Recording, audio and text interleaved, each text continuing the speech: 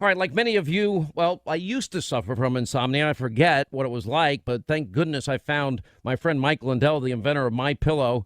And I got to tell you, it's changed my life. I fall asleep faster. I stay asleep longer. The bottom line is their products work. You know, you've helped build My Pillow into the incredible company it is today. Now Mike Lindell, he wants to give back to you.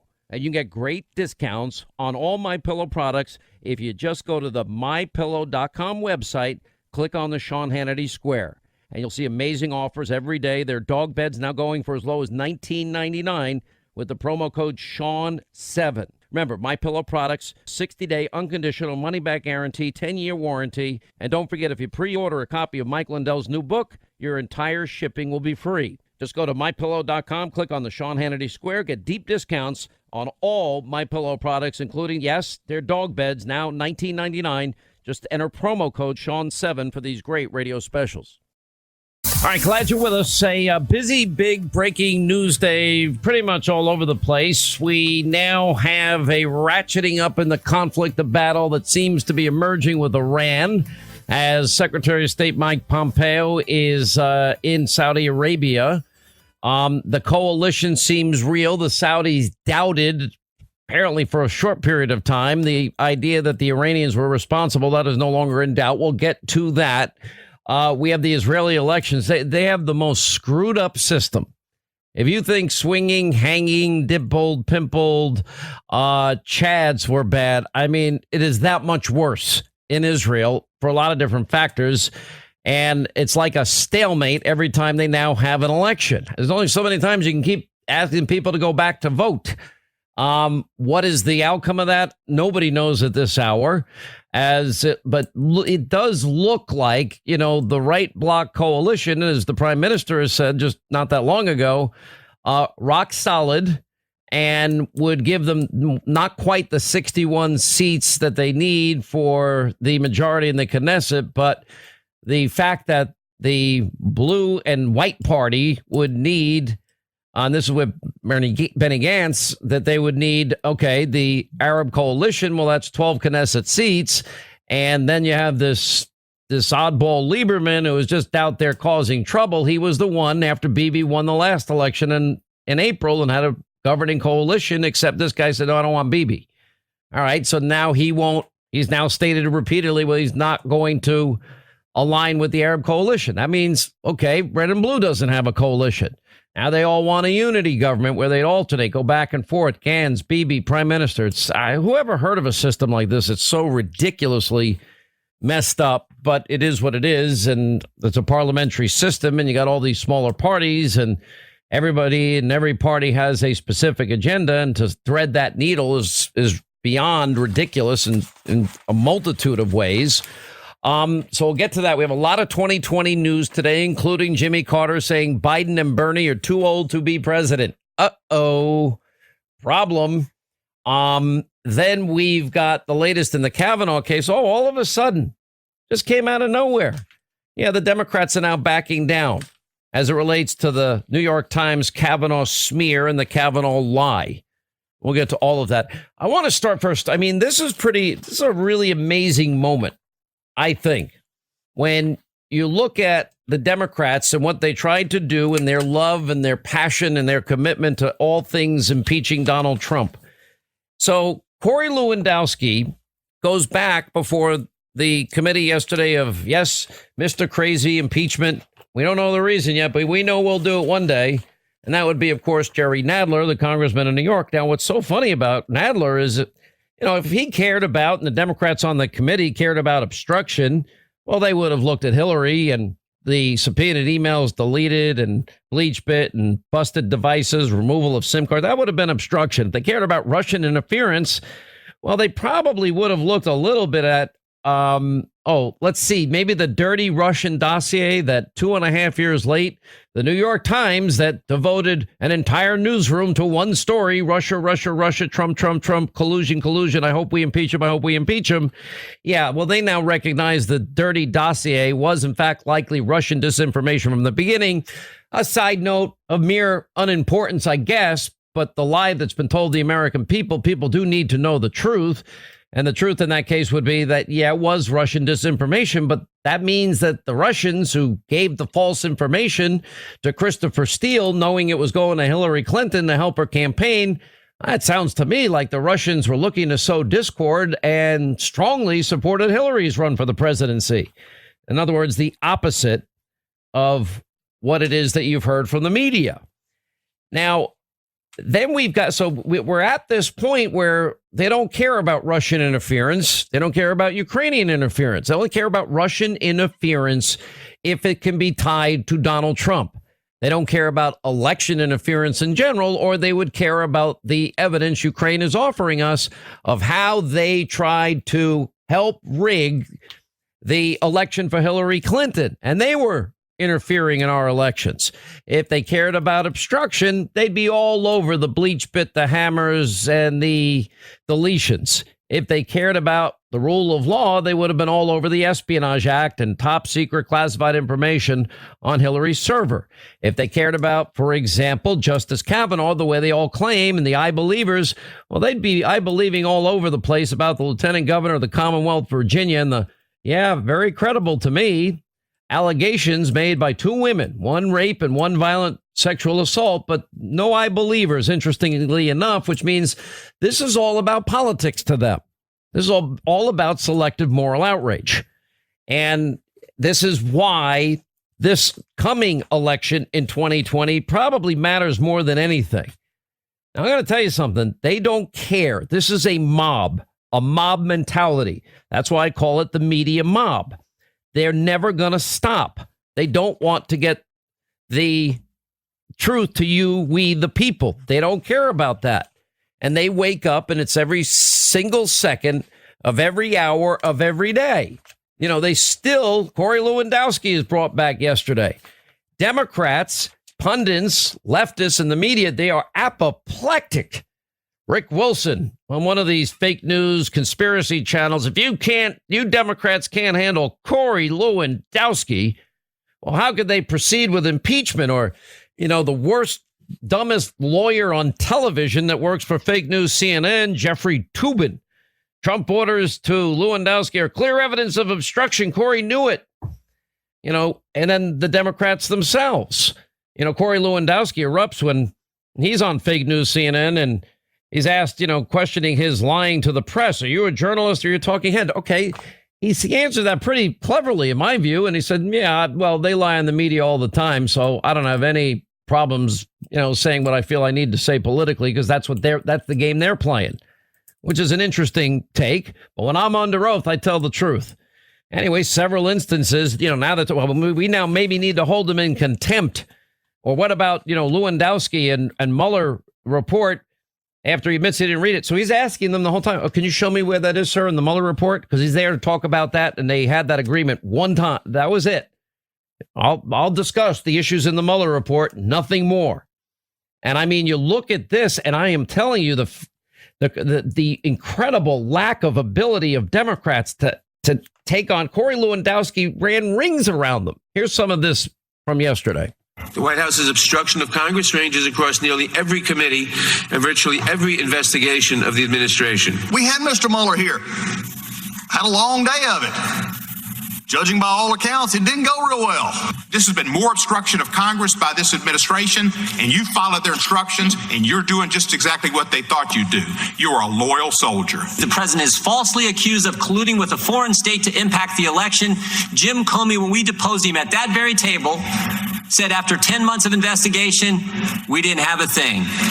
Bob Mueller gets named special counsel. He wastes $30 million of taxpayer money, 22-month investigation. He sits at that table just a few weeks ago and gives the same darn answer.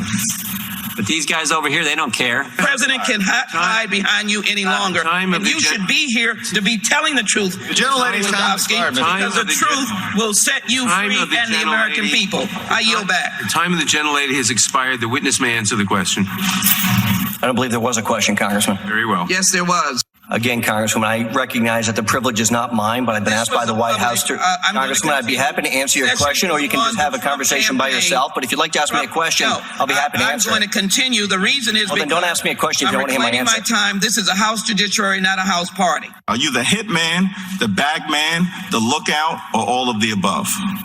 I think I'm the good-looking man, actually. Are you ashamed of the words that you wrote down?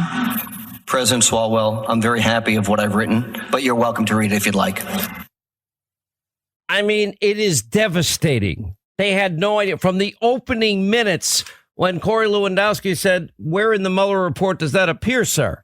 He says, I'm not asking you in the Mueller. I said, well, you just referred to it. Can you show me to, so I can, have a better recall what it is that you're asking? And then, of course, Nadler then has to struggle. And then he had to get a copy of the Mueller report. I mean, it was a comedy of errors if it wasn't, on the other hand, so serious. Because from, watching this yesterday, Corey Lewandowski's making mincemeat out of Nadler and company. I mean, I bet Nadler wishes he chose somebody else. And nobody else, by the way, is coming. Because everybody else has spent all this time, all this effort, literally going into every aspect of this between hearings. Corey Lewandowski's been to that committee twice. He's been to the Senate committee. He's spent 15 hours with Robert Mueller's group. And Lewandowski just slammed them as Trump haters, criticized the House Judiciary Committee Democrats, making him appear before their panel again in an impeachment hearing that quickly descended into total and utter chaos. And he rightly pointed out, we've spent over 3 years, $40 million in these investigations. And he says it's now clear the investigation was populated by many Trump haters who had their own agenda or to try to take down a duly elected president of the United States. This is not what they thought they were getting yesterday. And of the Democrats, he said at one point, I think they just hate this president more than they love this country. Ouch.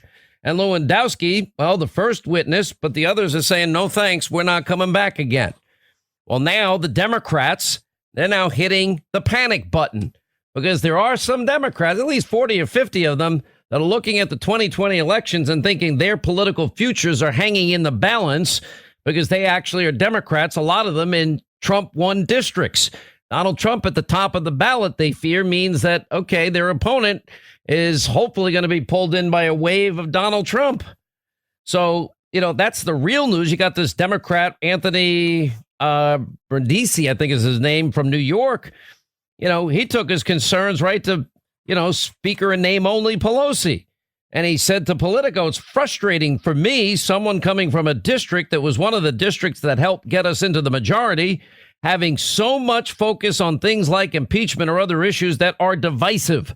We should be focusing on the kitchen table issues, he said, claiming that he and other freshman Democrats that agree with him that the agenda of the Democratic Party does not match their voter concerns. Their internal polling now reports that 54% of voters for the Democratic Party said that the Democrats were more focused on impeachment than any other policy. And only 10% of voters believe that impeachment should be their focus. And Democrats frustrated by a lack of clarity because of the impeachment process. They're never going to get it in the Senate. Just like even Dick Durbin said, stop with Justice Kavanaugh. You're not going to get it here either. They don't know what they're doing. It was an epic fail yesterday with against Corey Lewandowski. At one point, you just heard it there, trolling Eric Swalwell. Yes, President Swalwell, because his campaign lasted like 20 seconds. And it descends into disarray. Nadler considering now holding Corey Lewandowski in contempt. Look, that's why nobody in their right mind should ever go before these committees anymore. They've all testified. They've all given, hours and hours of their lives to these committees and to the special counsel. And then if you answer the questions and they don't like the way you answer them, they are the sole arbiter of whether they get to say you lied. And then they get to charge you. Remember, if you're Comey and you lie, it doesn't matter. If you're McCabe and you lie, it doesn't matter. If you're Hillary and you obstruct justice, it doesn't matter. If you're Hillary and you have top secret classified information on a private server in violation of the Espionage Act and subsequent subsections, it doesn't matter. He's now considering holding former Trump campaign manager Corey Lewandowski in contempt. Well, that means the next time anybody goes before these committees, the words, I plead the fifth, invoke the fifth, because you don't have to incriminate yourself. And God forbid, if you just happen to say one little itsy bitsy thing that didn't match exactly what you said one of the other 14 times you've been there, well, then they're going to say perjury. And then now you got that mess in your life. You know, there are more than 34 million American smokers. Now, I bet that finding a satisfying alternative to cigarettes is at the top of your list if you're a smoker. Look, I've been there before. But after many years of smoking, I finally made the switch to Juul. There's no more worrying about the way my clothes smell, worrying about what people are going to say. With Juul, everything is so much easier. Now, Juul is a vaporizer that contains nicotine for a satisfying transition. When I found Juul, it was a complete game changer. Now, Juul was designed by smokers for smokers to be an alternative to cigarettes. From its simple-to-use interface to its clean technology, well, Juul has no cigarette ash, odor, or mess. So if you're one of the 34 million adults who smoke, know that there is an alternative to cigarettes. Now, to discover the smoking alternative that's nothing like you've tried, visit JUUL.com/SwitchAmerica. That's JUUL.com/SwitchAmerica. And warning, this product does contain nicotine, and nicotine is an addictive chemical. All right, as we roll along, you want to know how sick the rage, psychosis, Trump insanity has gotten? Now, we've had Madonna, she thinks an awful lot about blowing up the Trump White House. Johnny Depp, well, when's the last time an actor has killed a president in imagining himself as the next John Wilkes Booth? And now over there at Conspiracy TV, MSNBC, I'm sure nothing will happen. They have a panelist openly fantasizing about carrying out a terrorist attack on a Trump-owned apartment building. And by the way, they're the same people who complain that Donald Trump's rhetoric inspires violence.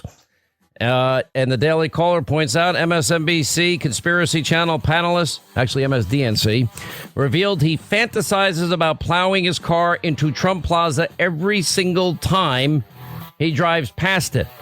This is just hours after a car crashed into the center in New Rochelle.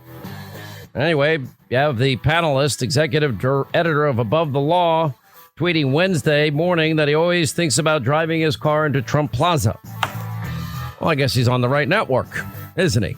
All right, don't be fooled by the imitators, just like the fake news media. There are people out there that are trying to copy what my good friends Brian and Karen at Lone Star Transfer have been doing successfully to help people get out of their timeshare. Now, Karen and their son Tyler, well, they take the time to handle all of these cases. If, in fact, you bought a timeshare, you get all the extra personal help you would want and need.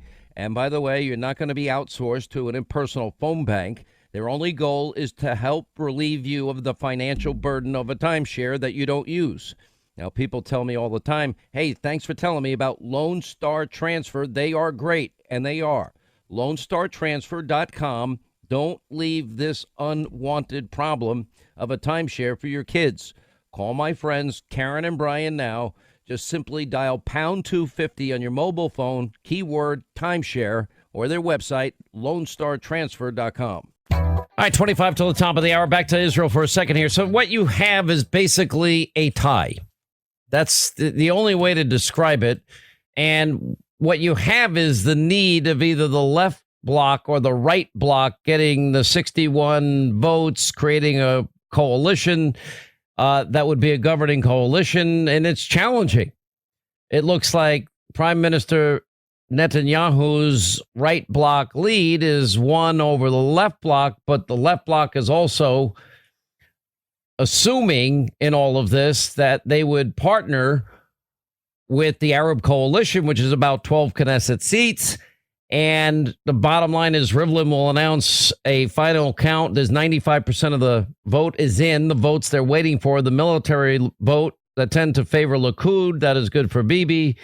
And either Gantz or Bibi will be given a mandate to form a government. I don't think one can be formed by Gantz, but I do think Bibi. Now, what's happened here is you've got one guy, Lieberman, that is that basically holding up the entire works. And the main reason for this is his own personal ambition, from what I can tell.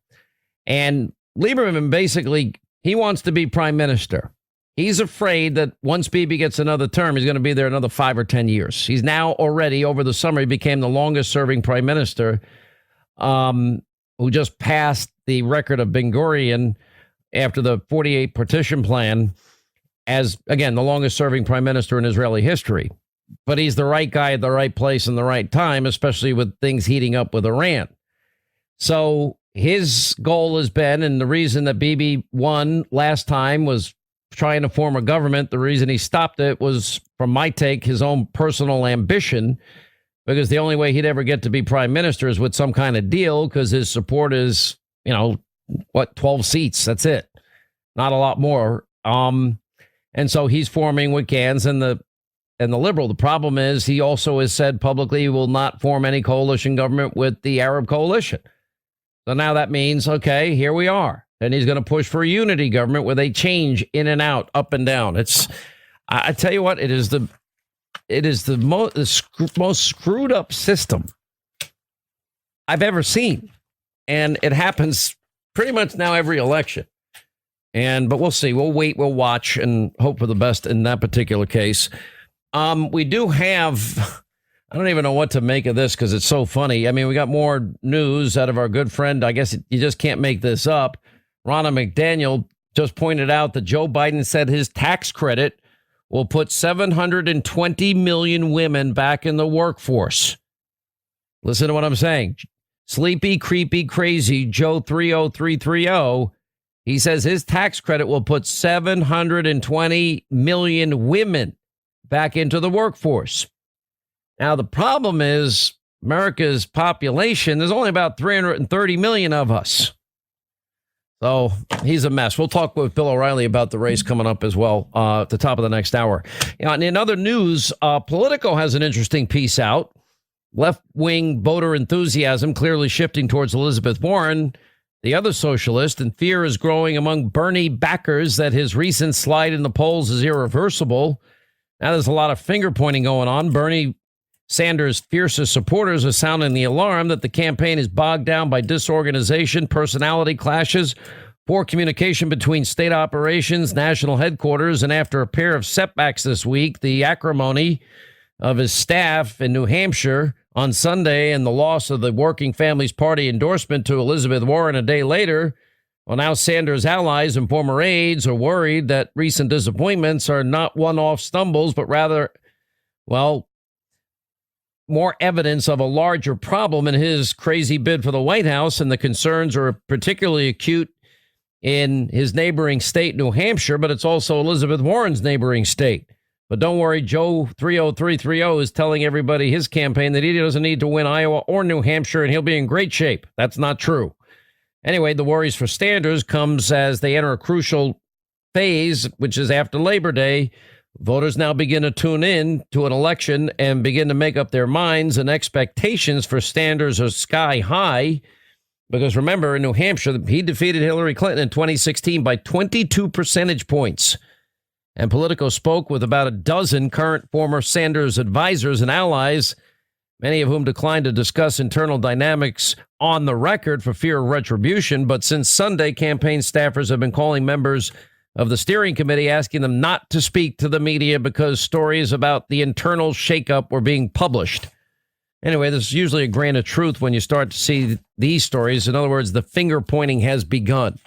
That's probably just the beginning of this. Jimmy Carter has weighed in, and it's not good for Joe 30330. Now, he's just weeks shy of being 95 years old, and he said he doesn't believe that he could have managed the presidency at 80. And Carter then went on to say, talking about Biden 76, Bernie 78, each that would turn 80 during their terms of elected. I hope there's an age limit, he said, answering a question. And he said, if I were 80 years old, if I was 15 years younger, I don't believe I could undertake the duties that I experienced when I was president. But we have 720 million women will be back in the workforce thanks to Joe 30330. Another new poll shows Andrew Yang actually beating Kamala Harris in California. That's a big number. Emerson poll, Andrew Yang getting some traction there. And so beating even the senator of that state. That's her state, California. Anyway, Yang was at 7%. slight edge over Kamala Harris. How far she has fallen, 6% among Democratic primary voters. When you donate money to a presidential campaign, what happens? The politician spends the money on TV ads and consultants, and you hope it works out. It's time to trust ourselves more than our politicians. That's why I'm going to do something unprecedented tonight. My campaign will now give a freedom dividend of $1,000 a month for an entire year to 10 American families, someone watching this at home right now. If you believe that you can solve your own problems better than any politician, go to yang2020.com and tell us how $1,000 a month will help you do just that. This is how we will get our country working for us again, the American people. Wow. Listen, this party is off the rails. This is not a party, and we went through all of the money and the cost, in recent days. It is expensive. It is unsustainable. It can never happen. If it does happen, we are in deep trouble because we don't have $93 trillion to spend on the Green New Deal. And if we spend it, well, that means that we will be bankrupt, and none of that is going to be good. By the way, there's going to be a Republican debate, sort of. It's going to host 2 Republican debates. Business Insider today. Okay, nobody's going to watch and nobody cares. You got, let's see, Joe Walsh. Nobody knows who Joe Walsh is. Joe Walsh thinks he's well known. Now that he's made the Sunday circuit and embarrassed himself. I mean, Joe Walsh is a walking train wreck. I mean, literally, yeah, I said all these stupid things, but yeah, I'm still running anyway. Nobody remembers Bill Weld, and he's a nice guy. I've met him over the years. He's smart. He's not going to be president. And neither is anybody else that wants to get into this race. It's not going to happen. And I don't care how many other people get in. And Trump is now 90% approval rating among his own base. So that's a pretty good deal. By the way, the president blitzed into California at a $15 million fundraiser, irritating celebrities and activists out there. Wealthy Republicans in just the span of 2 days. That's a lot of money in 2 days. By the way, Ocasio-Cortez is flexing against the Democratic leadership by endorsing an incumbent's primary challenger. Whoopsie daisy. I guess AOC is the real Speaker of the House. Pelosi, Speaker in name only, which I've been saying. And Trump, is now going after, okay, well, look at all the homelessness in Los Angeles and San Francisco. Well, we need to fix that, too. So you've got a situation. You got Biden now being told by Jimmy Carter that he and Bernie are too old to be president. That's not a good situation for them. You got Democratic senators now preparing to revolt if Bernie or Warren wins the nomination. Now they got bigger problems. Now it looks like, quote, Senate Democrats privately warning that if Bernie or Elizabeth Warren win the nomination, they would likely face opposition from fellow Democrats to some of their biggest proposals. In other words, there's some common sense among Democrats. Sort of like Dick Durbin telling everybody as liberal and leftist as he is, yeah, this impeachment idea of Kavanaugh is a dumb idea. It's really stupid. Now, Biden does lead the 2020 field, but you're seeing this now in every poll, and that is that Warren's support is growing, and it's growing fairly significantly. Biden leads the overall horse race from 31% Democratic primary voters, but Warren's now at 25. She's nearly up to the margin of error. Bernie down to 14. You got Mayor Pete Buttigieg. Buttigieg is at 7%. Kamala 5%. Yikes. This is a mess. Then you got Al Sharpton. Everyone's been kissing Al Sharpton's ring looking for his endorsement. Well, he gave a fiery speech about the race and said it was time to stop pitting old against young, and that he preferred older candidates to anyone imposed on us by new liberals who are progressive on everything but race. Sounds like a shot at the squad to me.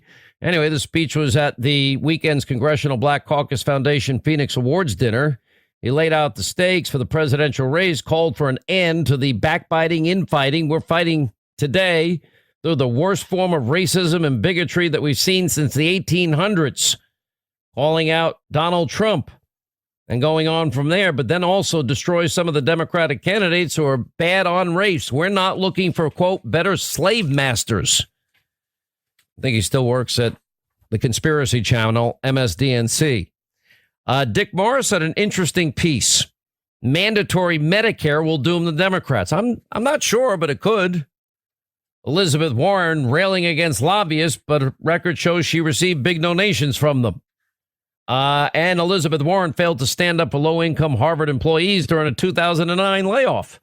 Of course, she was using, the issue of her ancestry to claim minority status at the time. She was a Native American. Ancestry test missed 1,024. Not true. Fake news. On the Iranian issue, all right, Pompeo's now meeting with the Saudis.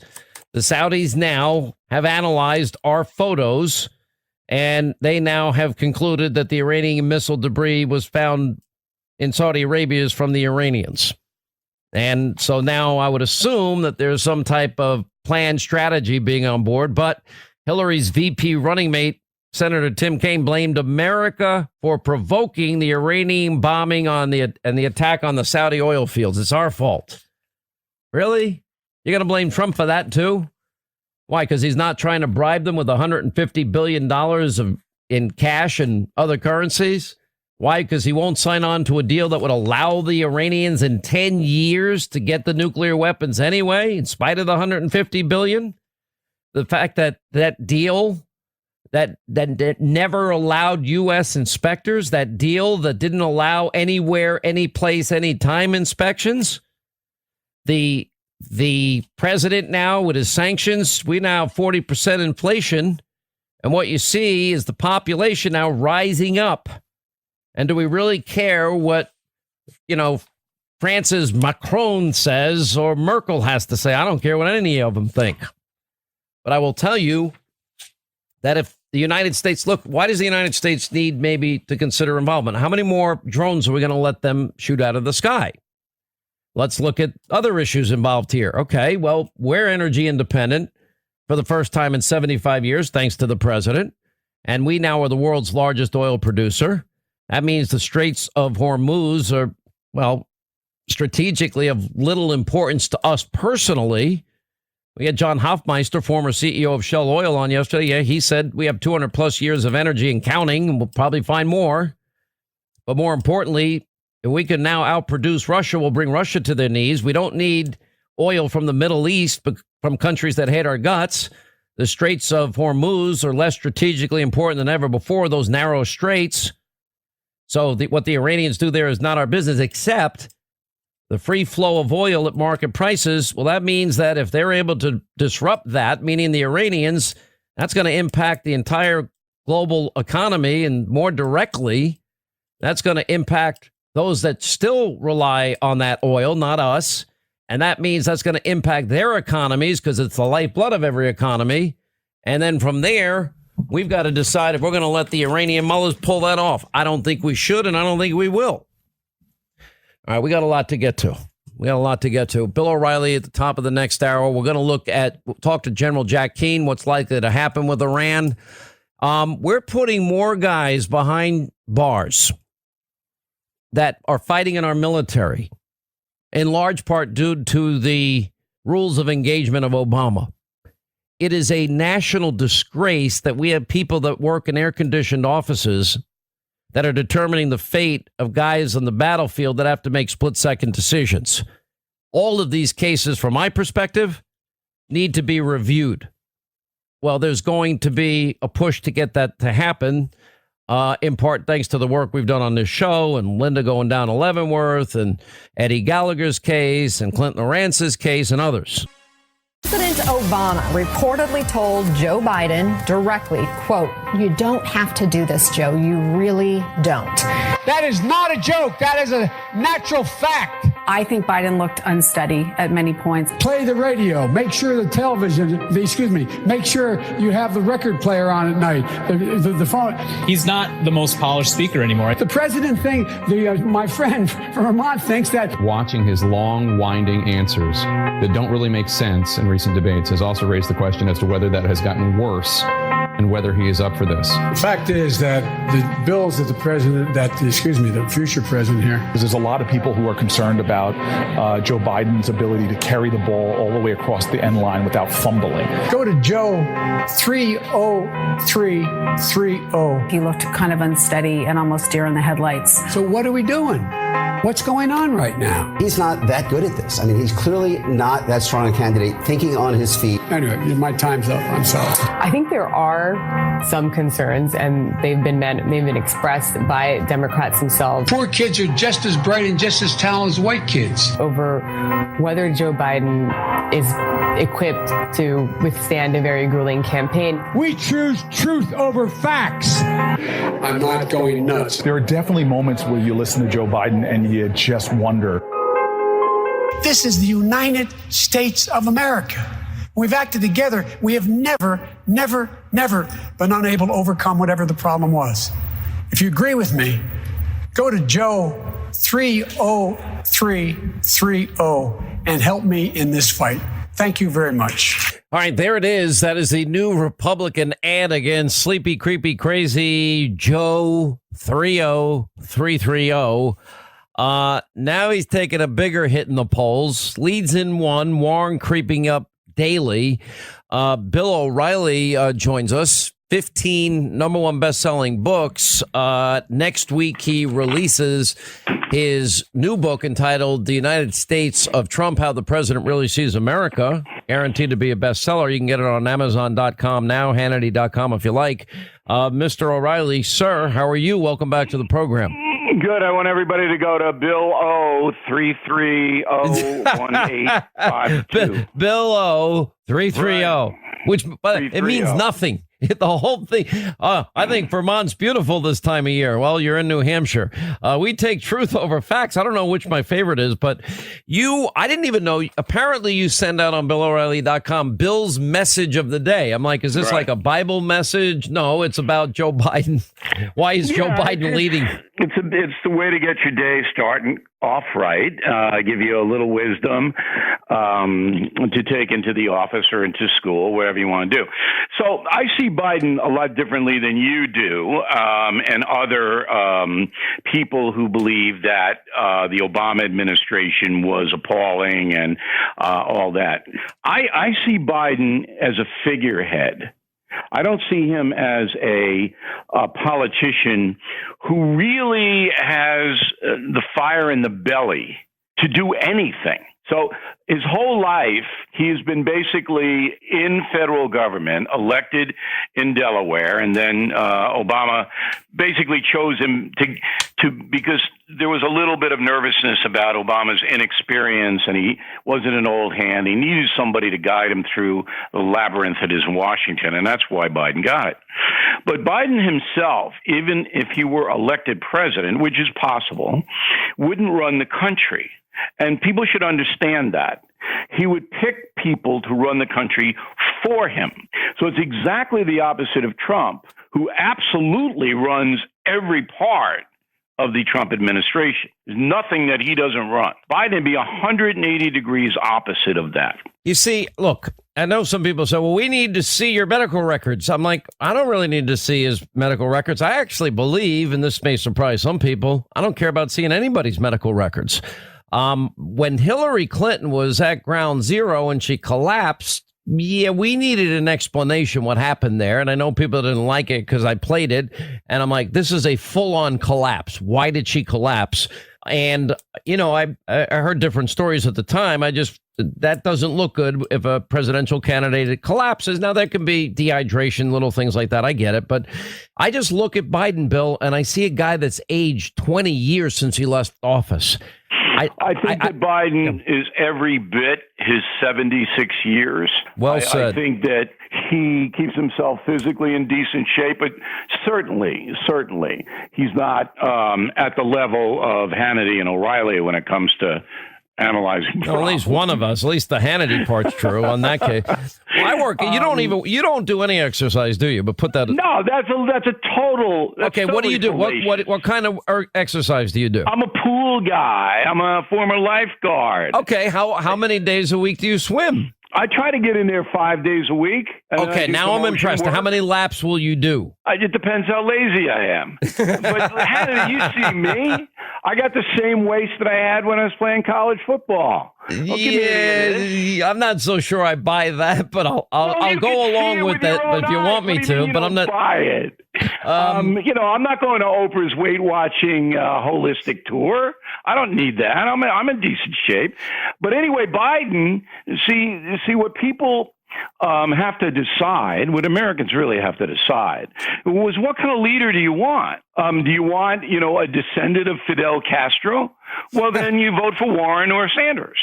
Do you want somebody who's a figurehead? Then you vote for Joe Biden. Do you want a guy who's like crazed to run the government? Then you vote for Trump. That's the leadership quotient that we're facing. You see, look, I think that it's so bad. And I know that, what was it, Julian Castro in that last debate. Now, you thought the last debate was important. I can play you the greatest hits from that debate, and I can tell you when I play him, he did not, because the expectations now are so low, I thought he sounded, again, confused, confounded. You're talking about Biden now. Right. But it's Julian Castro. And then after the debate, Cory Booker saying, yeah, his age, he's not there. So they're making those. Expect them to say. I mean, he's the front runner. Look, Biden didn't do anything at the debate to disqualify himself. Therefore, it was a win for him because you're exactly right. The expectations are so low. I mean, I'm standing here, Barack Obama and Bill Clinton were both formidable politicians, whether you like them or not. They are both very intelligent men, and they're quick on their feet. You don't have anybody close to that this time around. Now, Hillary Clinton, she wasn't quick on her feet, and she had all kinds of baggage that she dragged along with her on a campaign trail, which is why she didn't ignite. But the Democratic Party has nothing at this juncture close to what they have had the past 15 years. And anybody, Democrat, Republican, liberal, conservative, has to acknowledge that.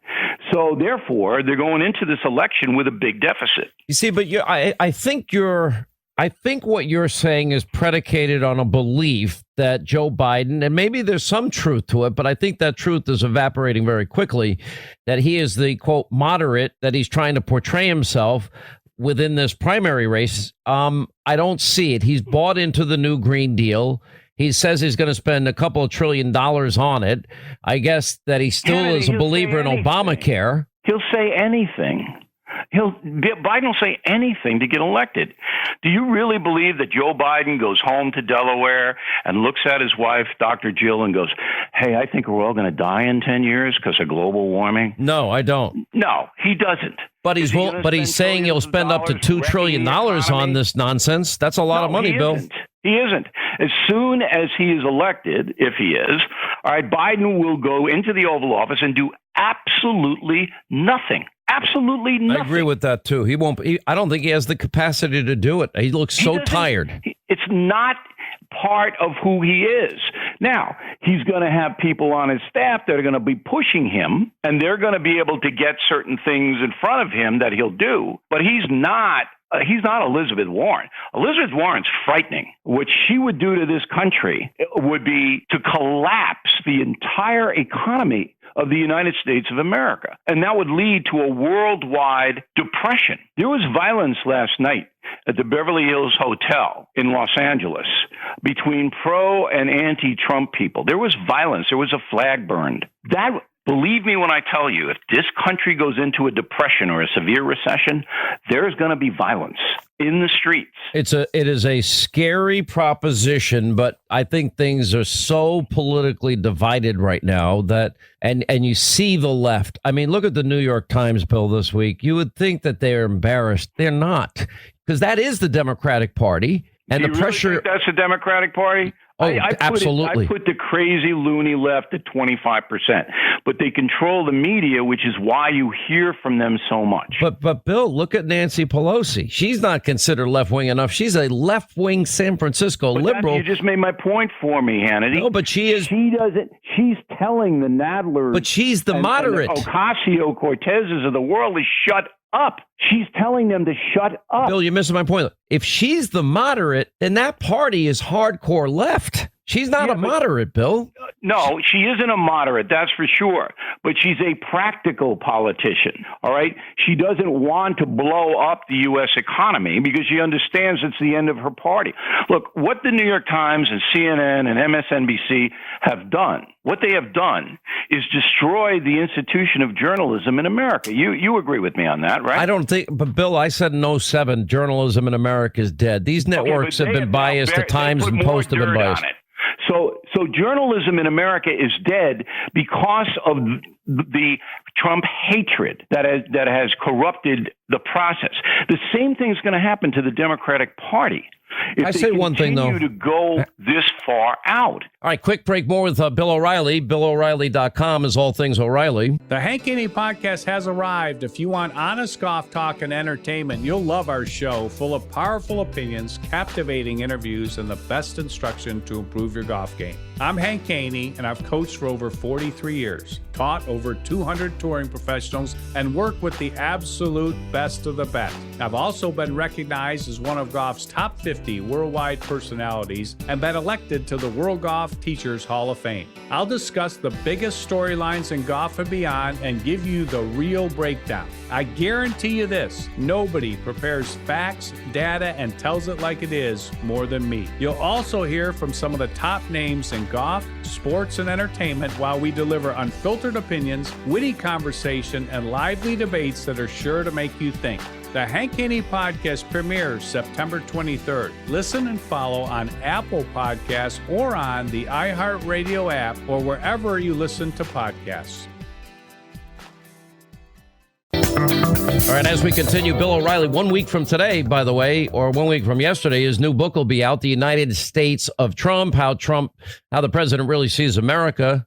You can find it on his website, Amazon.com, Hannity.com. I was hanging out there like I always am, on the tallest tree, up at the very top, the little twig, and hanging on to the leaf that stayed there from last fall, and I did it with the deep state story that we have now been proven right time and again on, that the media ignored. And then in 07, I was doing a vetting of Barack Obama, as you know, that nobody else was doing. I had Newt Gingrich telling me my career is going to end over it if I keep it up because I was pushing too hard, but I was right. Let me ask you something, though. I'm really glad you brought that up. So I need your prediction. McCabe going to get indicted? I think when the FISA report comes out and the Durham report comes out, because there'll be two big ones. Those are the two big ones. Right. Now they're going to have one on leaking. I don't see any scenario under which James Comey and guys like Andrew McCabe and Peter Strzok, and probably with the Durham report, guys like Clapper and Brennan, but especially the first three are not indicted. Or I don't see how it doesn't happen. Be indicted. DeGeneva thinks that too. Joe DeGeneva, very astute on it, as you know. Mm-hmm. He thinks that too. Now, let me ask you a second follow-up question. One last caveat on that, though. Bill, we have to assume here that they don't shred the Constitution, that we don't have a dual justice system, that they'll go after their own Justice Department, and that we don't have that. And I'm assuming we have equal justice and equal application of our laws. But with Hillary, we've learned that's not true. But go ahead. But Trump is in charge of the Justice Department, so you got to say, Trump's out of this. Trump's not involved in any of this. This is all Barr. But Barr works for Trump, and the Attorney General is going to make the call. The president is not going to involve himself in this issue. I can tell you right now. No, but Barr works for him, and Barr are going to make a call. So if McCabe and Comey, the top FBI guys, are indicted on felony charges, all right, does that shift the election to Trump? I think, listen, regardless, let me say it in a different way, because I do believe that will happen, and I stand by that prediction with the caveat that I have. And I really believe, because the evidence is overwhelming. It's incontrovertible, just like Hillary had a rigged investigation and she did obstruct justice. Incontrovertible.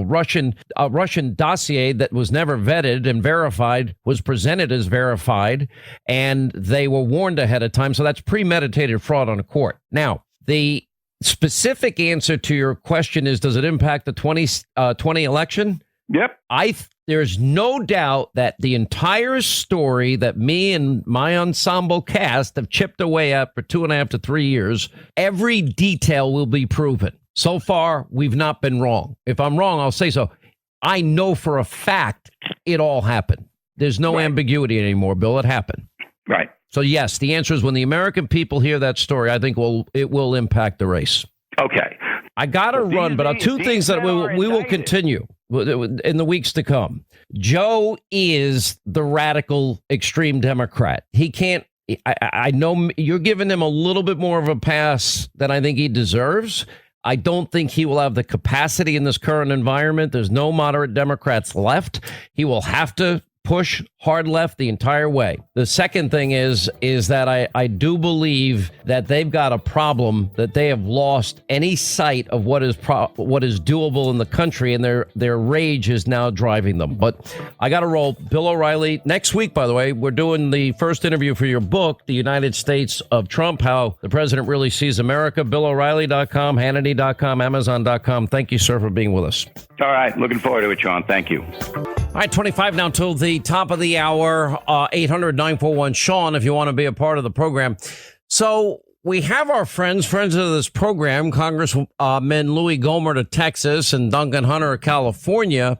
So both of them traveled to Leavenworth Prison yesterday to meet with soldiers that are convicted of murder in combat zones. Now, we have highlighted many of these instances where these guys that are on a battlefield, and of course the handcuffs that were put on them and the rules of engagement insanity of the Obama years, and Clinton Lawrence's name comes to mind. I mean, this is a guy that takes over a platoon, and sure enough, the week before, 2 weeks prior to this incident that he sent them to Leavenworth, well, there was an attack on that platoon, and they lost the platoon leader, and they lost a bunch of other people because a bunch of guys, terrorists that were on motorcycles, they were basically suicide bombers on those motorcycles. So Clinton Lawrence finds himself taking over that very specific platoon, and lo and behold, the checkpoint is violated, and 2 guys on a motorcycle are coming right at the platoon. Now, he's got to make the split-second decision. Well, do I assume that they're not part of any terrorist organization?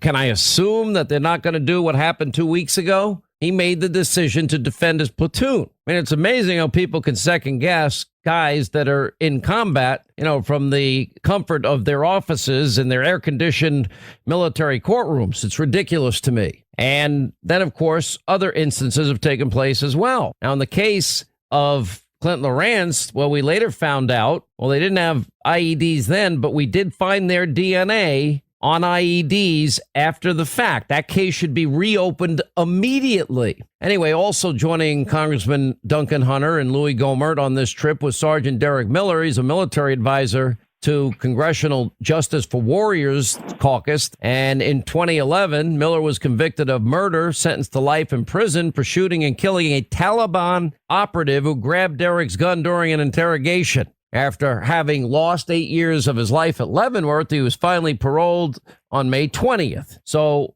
my attitude is, okay, if we don't have the will to do it and fight a traditional war anymore, that's fine. But we better develop the next generation of weaponry so we can push buttons in Tampa, Florida, and beat back like we beat back the caliphate in Syria, ISIS. Anyway, they all join us right now.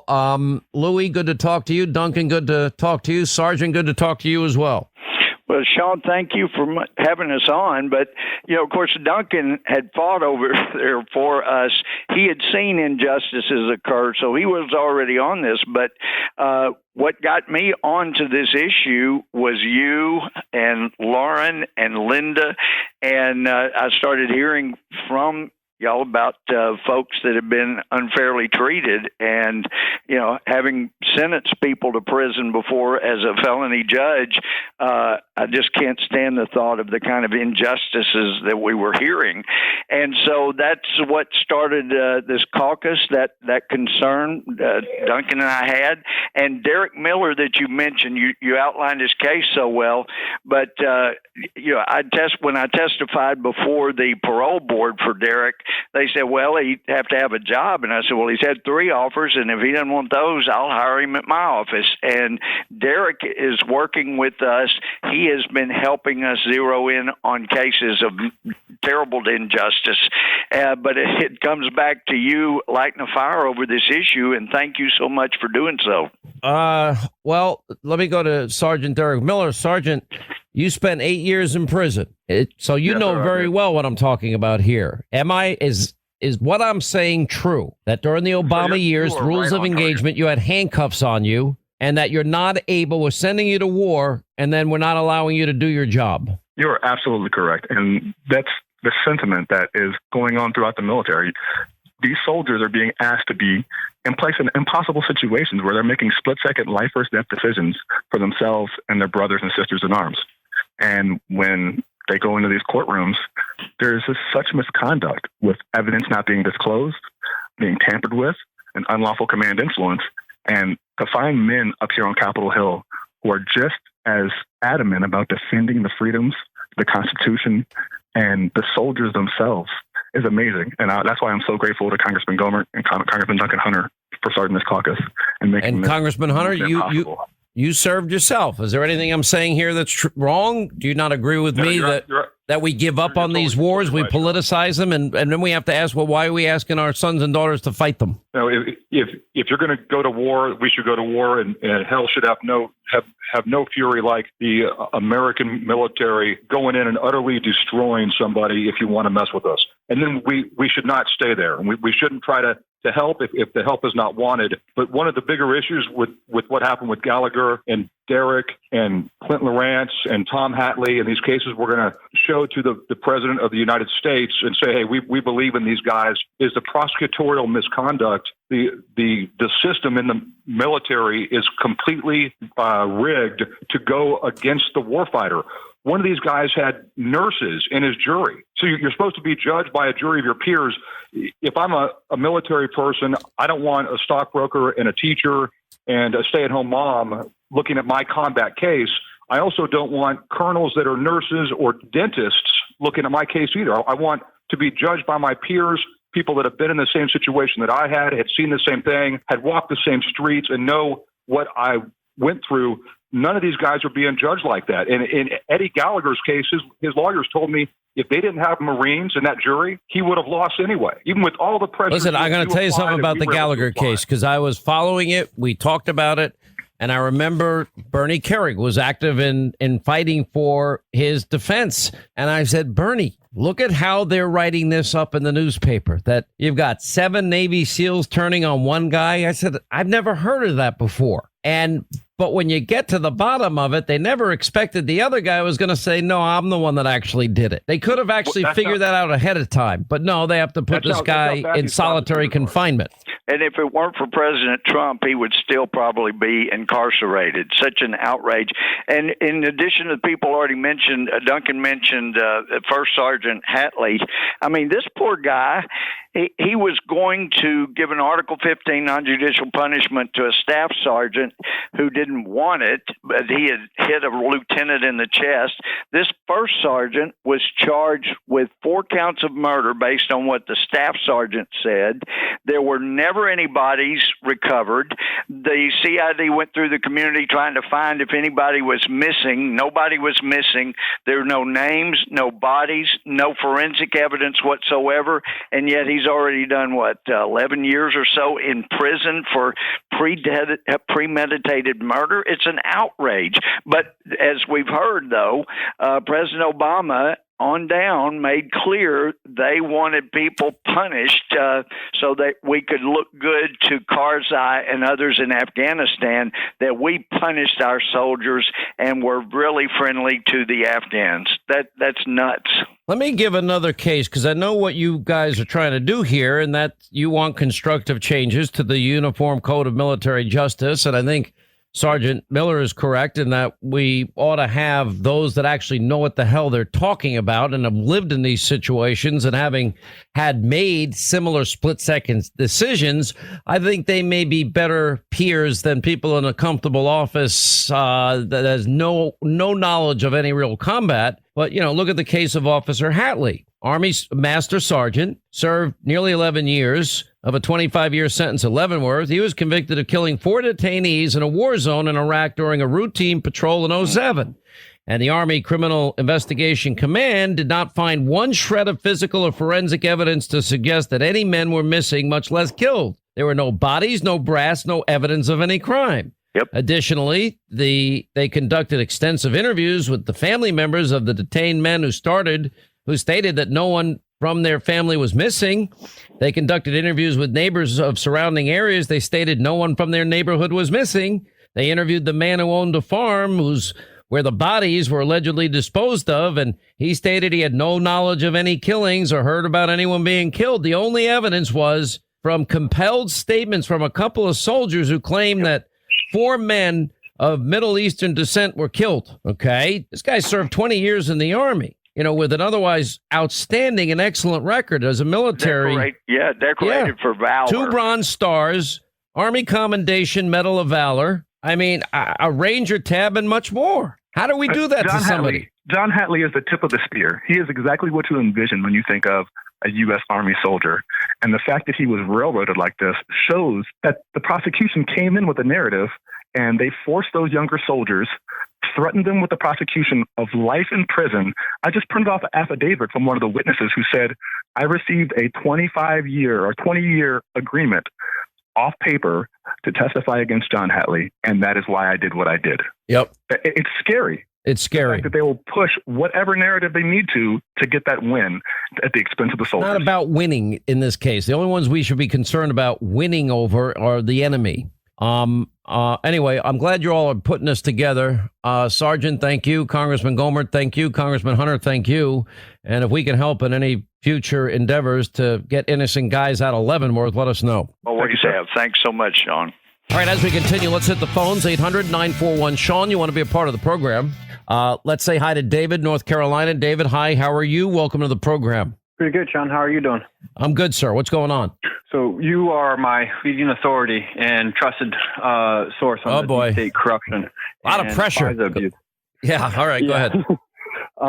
I want to know, is it true that Trump is actually going to declassify the FISA application and the Bruce Orr 302s, and he's going to declassify the unredacted Peter Strzok, Lisa Page, McCabe, and Comey text messages? Are we going to get to see some of that? Remember, the president gave all of that information and the ability to unredact to the Attorney General Barr. My take is, and I think actually a good decision by the president, that he has handed it off to a capable law enforcement professional and prosecutor by the name of Bill Barr. Do I think we're going to see a lot of this and see it sooner than later? Absolutely. I don't think we get through October, no way, without seeing the IG report on FISA abuse. Here are the facts as we know them. Okay, James Comey signed the first FISA application. All right, James Comey. He was involved, along with Strzok and others, in the cover-up of Hillary Clinton's crimes, the Espionage Act violation.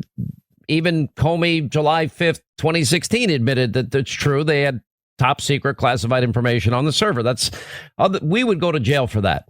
Then we know that Hillary obstructed. We would go to jail for that. Now we go to the FISA application. We know on at least I can confirm 3 separate instances in which Comey, the DOJ, the FBI under Obama were warned that the dossier was unverified. And we also know when the FBI finally got around to their spreadsheet looking into the dossier that they determined 90+% of it they could prove is not true, but likely 100% of it was not true. So they didn't do it beforehand because if they concluded that months after they signed the initial couple of warrants, that would mean that they never verified anything. But they did swear, as law enforcement professionals, that it was verified. So that would be premeditated fraud. And remember Andrew McCabe's statement, no dossier, no FISA application. They wouldn't have gotten it, and they were denied once. So the answer is premeditated fraud on a FISA court. These are the facts at this point. Nothing that I just said to you is in dispute. The evidence exists. We presented it to everybody. So now you're asking me, well, what will Barr do? If we have a constitutional republic still, Hillary will, in fact, face consequences for the Espionage Act violations and subsections, similarly obstruction. And those that signed on to, after multiple warnings, the premeditated fraud on the FISA court, they would be tried and, first indicted, tried, and I believe the evidence would convict. That's my humble belief, but everyone is presumed innocent. So the evidence is not in dispute. We've been right. We nailed the story. We nailed it 1,000%. The evidence is now borne out. Everything we've said is true. So, and then I think the second part of the story is going to be the Durham report, which will probably be more devastating than even the Horowitz report. Does that answer your question? Yes, but it does prompt a follow-up of, if there aren't federal indictments, how do we make America just again? You don't. All right, fair enough. You don't. It would be a very, very tragic, sad day if they don't have the courage with a mountain of evidence like this to do their job. I am hopeful that people that respect the Constitution, the rule of law in this country, and want to preserve it for future generations, that they'll do their job. I think the case is so overwhelming that they're not going to get away with trying to protect their own. Anyway, I hope that helps you. Stay right here for our final news roundup and information overload in the final hour of the Sean Hannity Show. So, Ben, even if we do have complete confidence in the intel community's conclusion that the Iranians were the ones that struck these Saudi oil fields, and we find out over the next few weeks that they, in fact, do have compelling evidence, does that still justify the United States going to war with Iran, taking military action against Iran because of strikes they made against Saudi Arabia? No, I absolutely do not believe, Joe, that would be in the interest of the United States to go to war with Iran on behalf of an attack on Saudi oil infrastructure. It strikes me as a very bad idea. And the reality, Joe, is we are where we are because of what Trump has done over the last couple of years. This was the predictable consequence of pulling out of a nuclear deal that was working, of escalating the sanctions on Iran over the objections of all of our closest allies who were with us in that process, particularly the Europeans, of heaping threat upon threat on the Iranians. At the same time that we backed an open-ended Saudi war in Yemen against the Houthis, it has killed tens of thousands of people. President, you raised more sanctions on Iran today. You announced more sanctions on Iran. I did. We'll be adding some very significant sanctions onto Iran. And what will they include, sir? We'll be announcing it over the next 48 hours. And you said that there will be a further announcement on Iran. Are you looking at a military strike? We'll see what happens. What are the options, Mr. President, that you're considering? You just said that there were some very bad things you're thinking about. Well, there are many options, as you know, Phil. There are many options. And there's the ultimate option, and there are options a lot less than that. And we'll see. We're in a very powerful position. Right now, we're in a very, very powerful position. You say the ultimate option? Are you talking No, I'm saying the ultimate option, meaning go in war. No, I'm not talking about that ultimate option, no. As to Iran, I'm hoping that Secretary Pompeo can pull together a coalition that will act in a fashion to change Iran's behavior.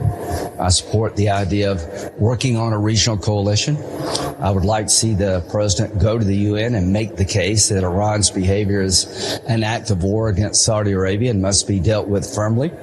Whether or not the United Nations would respond, I don't know. As to Iran itself, I appreciate the effort of the president to be measured when it came to the drone attack. But the point I'm trying to make is not what I think, it's what the Iranians think. And clearly, they have not gotten the message. This attack on the oil refinery, by any reasonable definition, is an act of war. It is attacking the world economy. It's the stability of the oil markets throughout the world.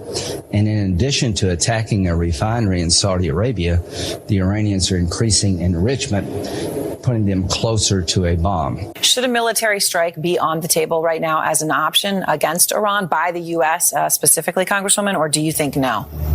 Congress has the constitutional right to declare war. The president doesn't have it. Secretary of State doesn't have it, and Saudi Arabia certainly doesn't have it. I think we need to make sure that the American people understand that this administration that lies about weather maps or crowd sizes cannot be trusted to give us the full information we need to be able to make a decision whether we should be going to war or not with Iran. We are not in a position to think about another endless war, and I really hope that my colleagues in Congress are going to pressure this administration to take a step back and figure out how we use diplomacy in de-escalating this situation. All right, 25 to the top of the hour. Congresswoman Omar advocate. Oh, no, we can't strike back. We can't do a thing.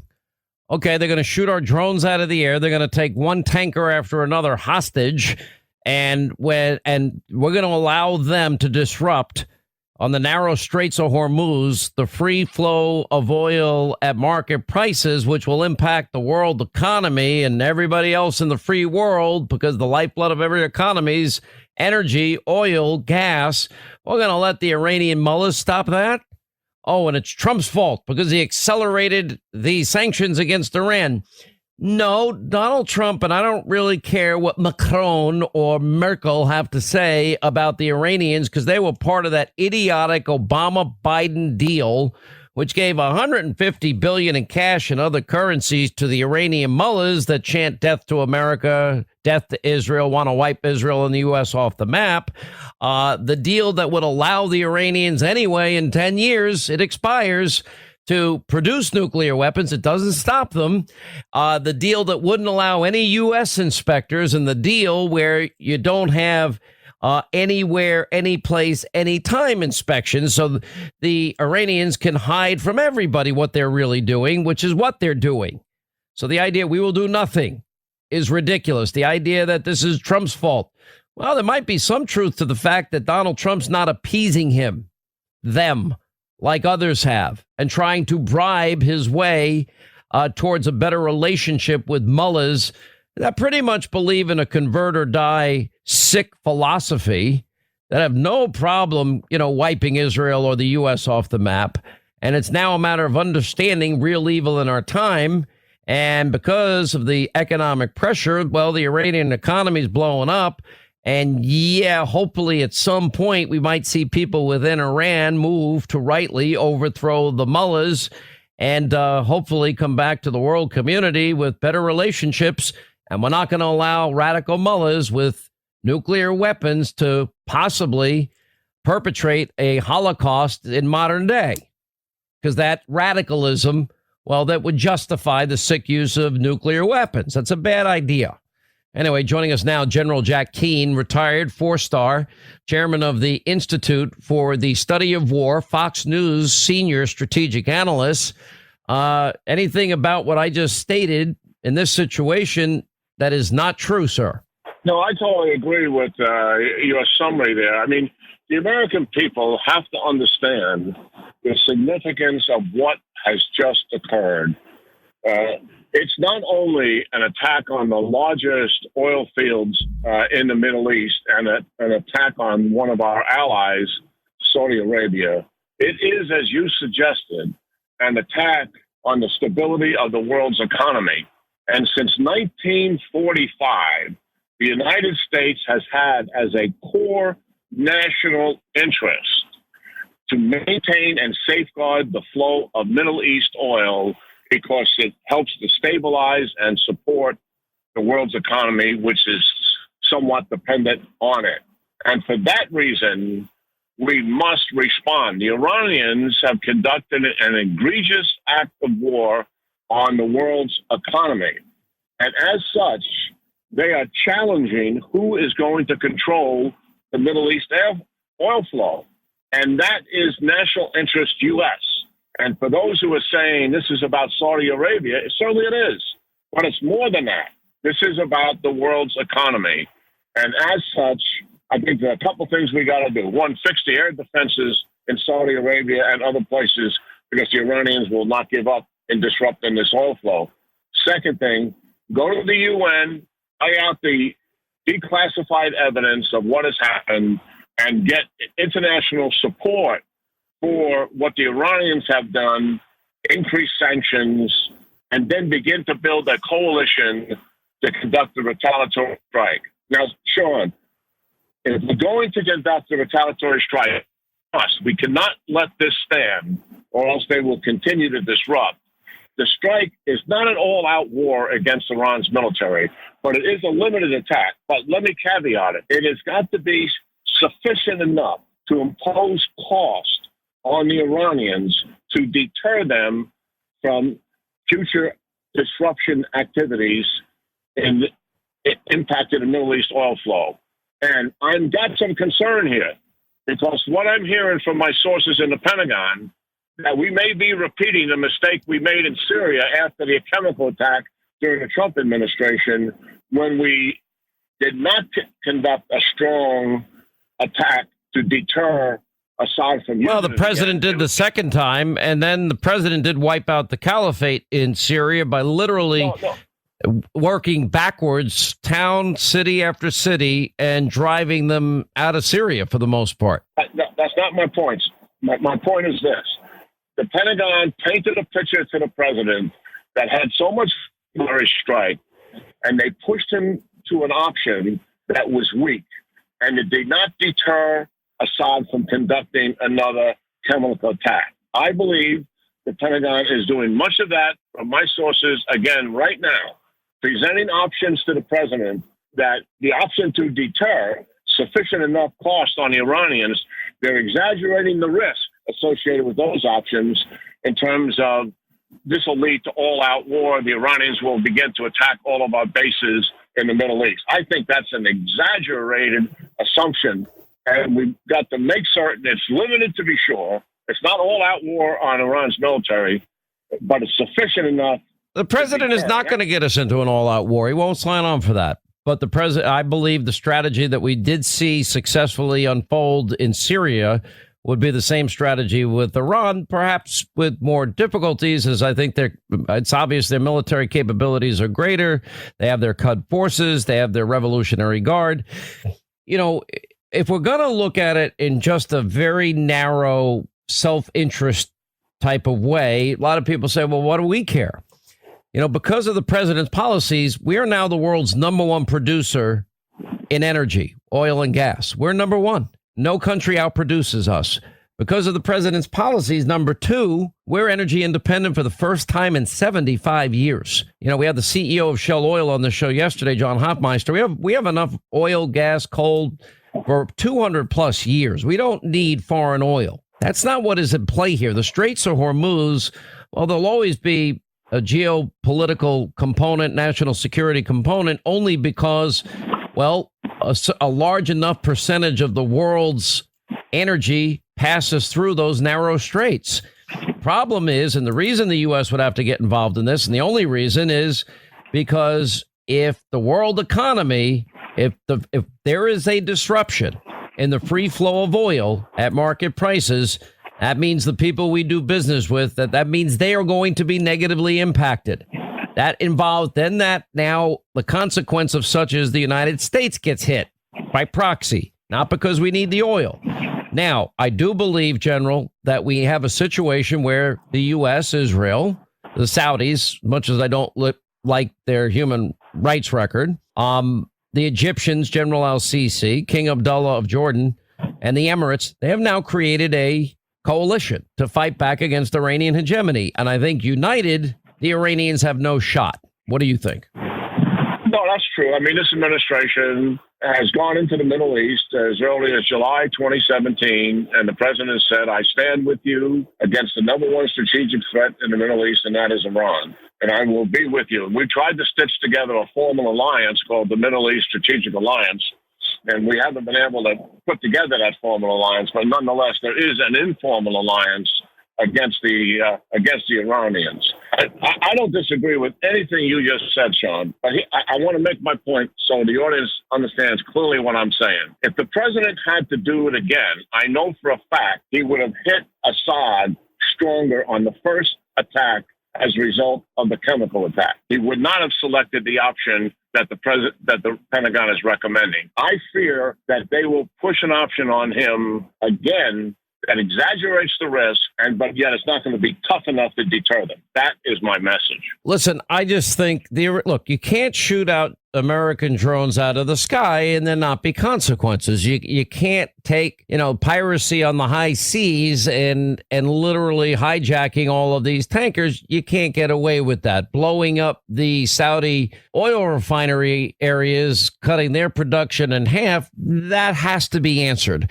I did see that you wrote a piece that the Saudis are not totally convinced yet. Well, who would they then suspect, considering the Yemeni rebels are fighting a war due to the Iranians who are fighting a proxy war and providing all of this, providing all the weaponry to attack Saudi Arabia? No, they are convinced now. They finished the forensics on the weapons that attacked them. They've gone to all 20 plus points of impact. And they're all Iranian weapons. We have shown them the evidence of the points of origin in Iran from where the attacks have come from. And then we have showed them some other much more classified things that demonstrate that the Iranians have unequivocally planned and executed this attack. The Saudis are 100% on board. One of their senior generals said this morning in Saudi Arabia at their time that this is their 9/11 and they must respond.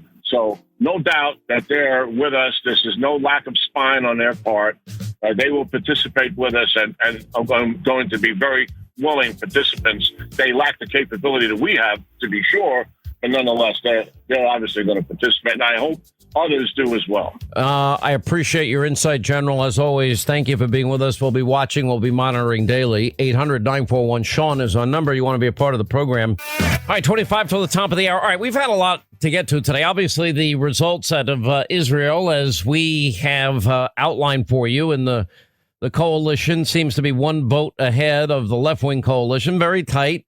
Calls for unity government, but it seems like the conservatives have aligned behind the prime minister, which would be a good thing. They have the single most screwed up system I've ever seen in the world. There's no other explanation for this. All right, let's get to our phones. Rich, Houston, Texas, which I understand is being pounded with 2 feet of water. Is that true? It is in certain sections. It's actually primarily to the south and east of the city right now. And hopefully everybody tries to stay dry enough, but it's not nearly as bad as what we had heard. So that was the good news. Okay, so what's on your mind today? But, Sean, I've been in the energy business primarily my whole career, and I had been in oil and gas. I actually tried to call you one time from Williston, North Dakota, when I saw a sign showing $17 an hour to be a door greeter at Walmart, which I thought was just amazing at the time. Since that point, I actually left oil and gas, and I'm in the renewable side.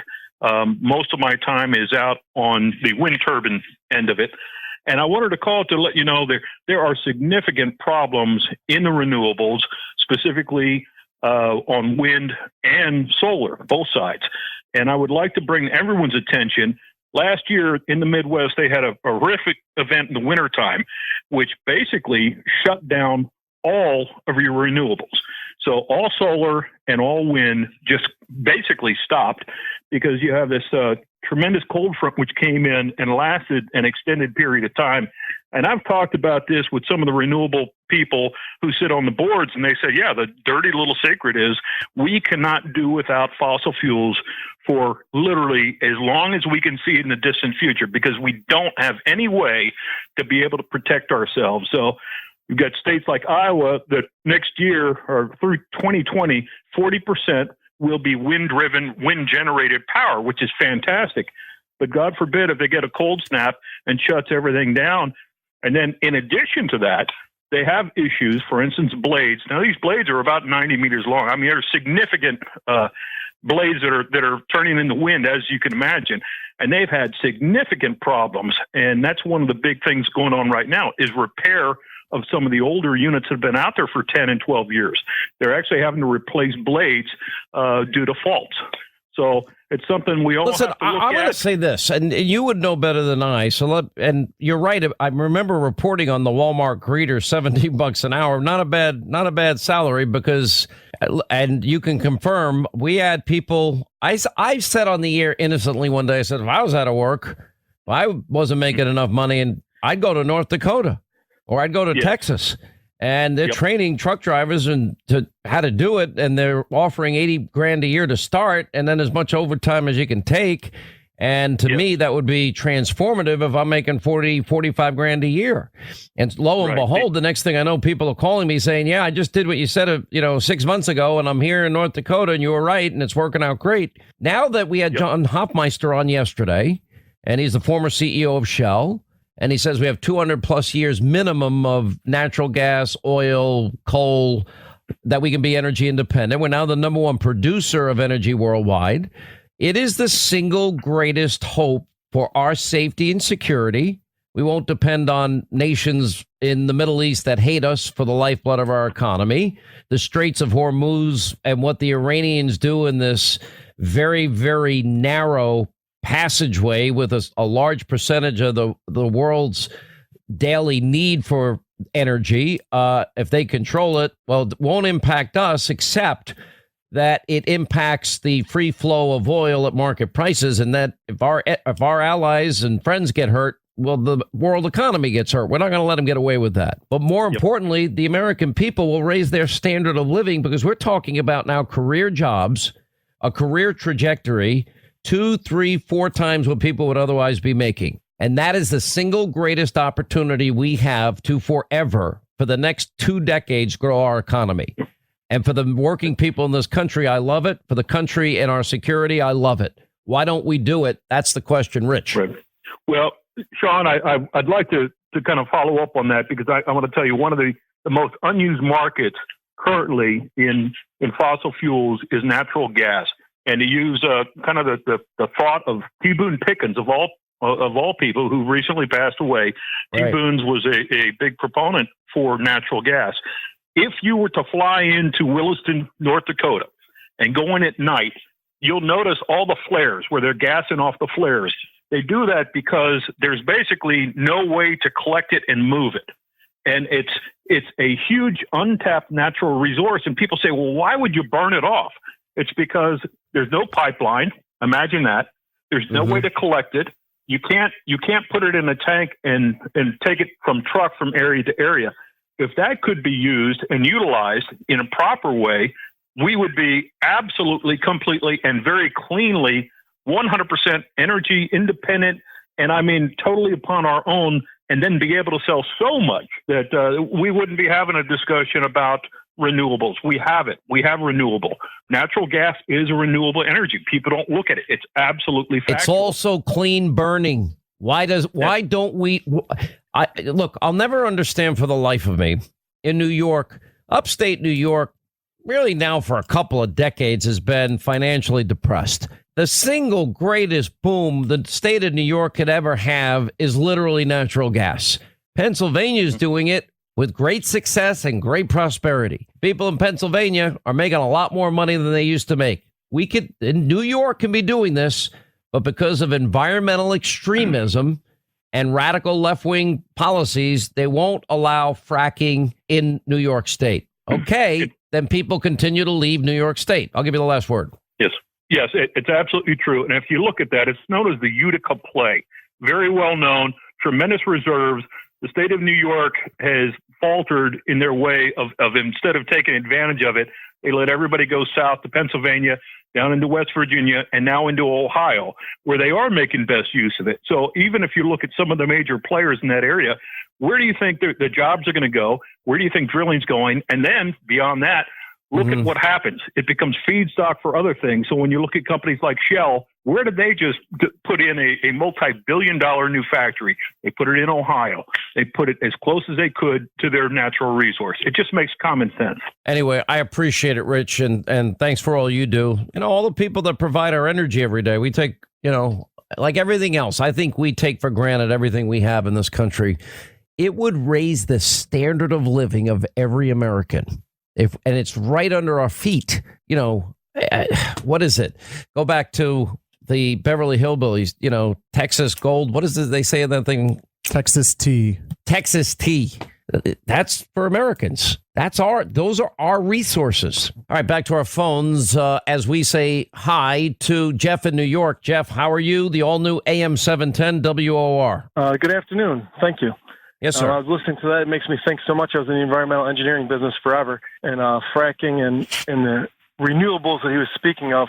The one secret I thought nobody ever talks about is that it's all subsidized by the government because it's not efficient like oil and gas is. It's crazy that way. But the reason why I called was Iran. The question I have for you, my dad's been in the Air Force for 40 years, which says I've been in there for 50 years since he's retired and still tells me what to do. But the Iranian or the Saudi Arabia has our F-15s. I believe they have the F-22s. They've trained with us forever. If we have proof positive, why are we not giving them the intelligence? Let them go over there and take care of their own problems with Iran and wipe out the Iranian Air Force completely. Because I don't think the Saudi Arabia, number one, we don't want a war with the Saudis and the Iranians, and probably, not trying to burst your bubble here, if I had to guess, the Iranians would probably win that war. Here's the problem. Look at the geography. Look how close we are now to Israel and Egypt and Jordan. You know, the one little thing that's been happening that nobody's noticing is the Israelis with the United States, that's Trump and Netanyahu. Well, they now have a moment in history that had not existed before, and that is that the Egyptians are with us, El-Sisi, and we have Abdullah in Jordan. And whatever you think about MBS, I'm not a fan, and I'm not a fan of Saudi Arabia and the treatment of women, gays, lesbians, Christians, and Jews. But there's an alliance against Iranian hegemony. The problem with, like Tulsi Gabbard saying something like, we're basically a puppet of the Saudis. That's not it at all. We don't need anything from the Saudis like we once did. We don't need their oil anymore. We can be energy independent. That is a huge plus for us.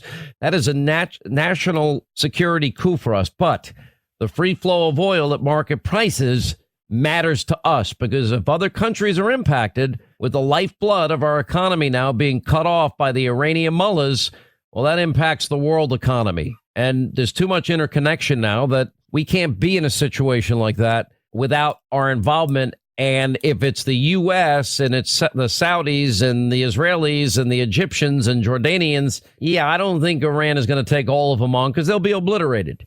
And Trump is not going to send in forces. He's going to bomb the living hell out of them. That's what he's going to do. And I think locked and loaded is a telegraph that's pretty much the strategy. That's what's going to happen. I don't understand why we have to use U.S. Air Force. Why can't we let our friends, who's actually their country, do it for themselves? We've trained them. We've given them everything they need. I just gave you the answer. I don't think the Saudis can do it alone. Right. My answer is I don't think they can do it alone. And now you're risking a conflict, because the Iranians are already fighting a proxy war with the Yemeni rebels. You're now risking something that could turn into a disaster in the region. And you got to be a little ahead of the curve here, and you got to prevent that from happening. And look, if I had to bet, sometime, probably sooner than later, the Iranians are going to suffer the consequences for their actions lately. Shooting out a drone, taking these tankers hostage, and the piracy in this narrow waterway, and now attacking the Saudi facilities. I'm telling you, this isn't going to end well for them. All right, well, buddy. thank you. Thank you. Appreciate it. 800-941-SEAN, toll-free telephone number. You want to be a part of the program.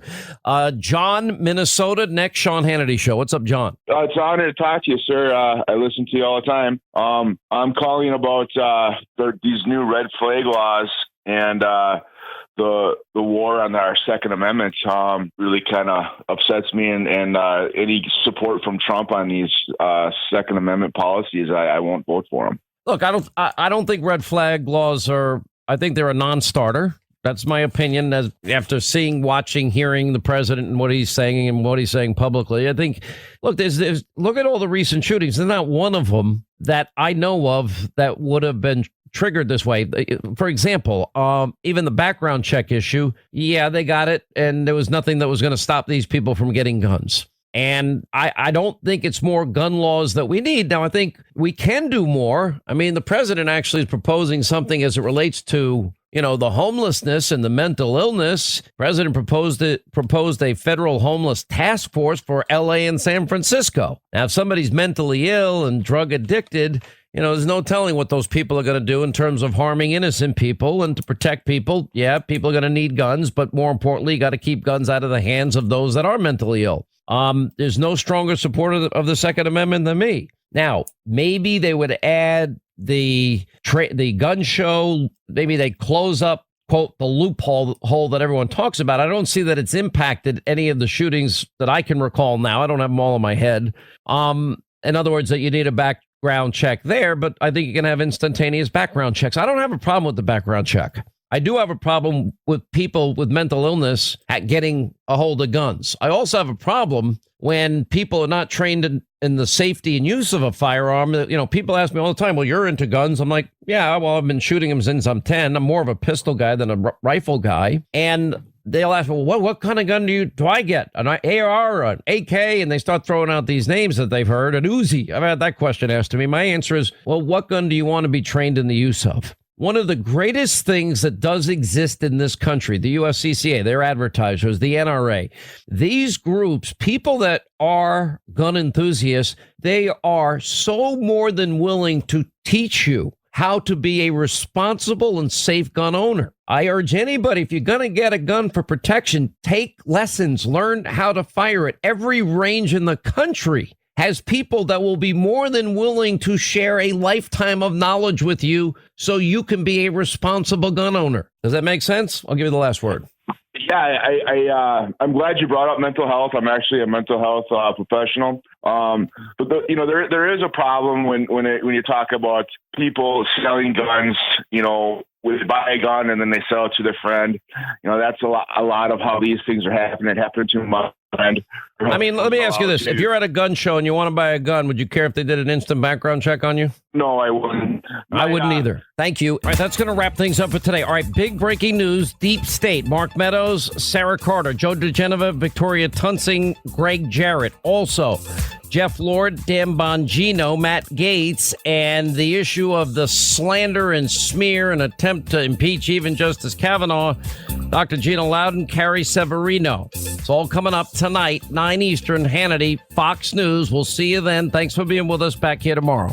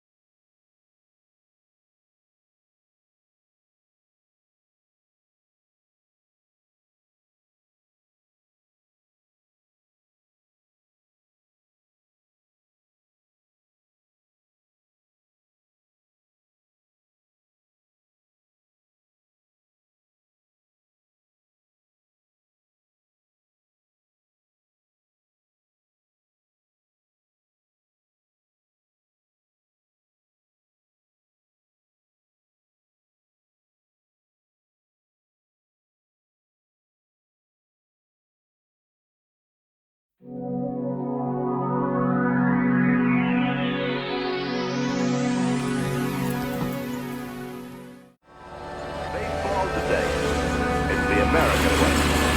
Of course, the next best thing to a seat in the stands is a seat in front of a 19-inch RCA Victor television. One more day to Labor Day weekend, the traditional occasion for tasty outdoor barbecues or picnics.